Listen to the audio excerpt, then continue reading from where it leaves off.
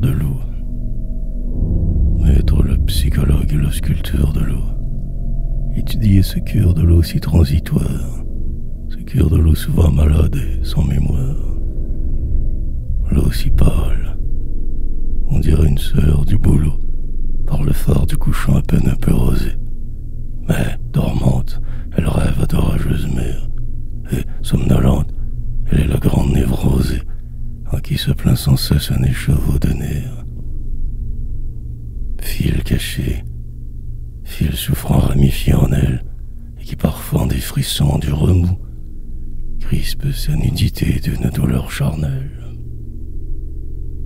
Mais le mal est au cœur qui s'afflige dessous, cœur impressionnable et sous trop d'influence, puisque le ciel, jusqu'aux plus minimes nuances, rêve d'y transvaser son infini changeant. À peine d'elle-même et de son cœur qui dure, quelques endimanchés nénuphars émergeant, comme son propre songe en un peu de verdure. Maladif cœur de l'eau qui ne s'appartient pas, mais si soumise au ciel, si faible l'eau soit-elle, elle cache sa peine en de muets combats, sa chaîne violée dans des plis de dentelle. Pourtant on la devine en proie à l'idéal, et qu'elle a les longueurs, sous ses ondes mobiles, des filles de 13 ans qui deviennent nubiles.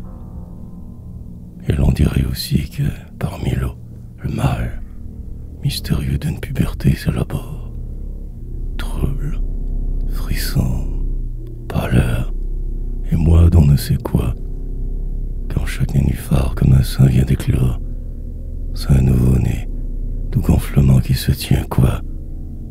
Ah, ce cœur de l'eau vaste en qui tout s'amalgame, ce cœur de l'eau plus compliqué qu'un cœur de femme. Il faudrait pourtant bien un peu l'analyser. Ouais, mais l'eau ne veut pas que quelqu'un la révèle, et brusquement tous les décors sombrent en elle, dans un grand coup de vent, troublant comme un baiser. Et la voilà, pour que rien d'elle ne s'avère, qui s'est enfuie au fond de sa maison de verre.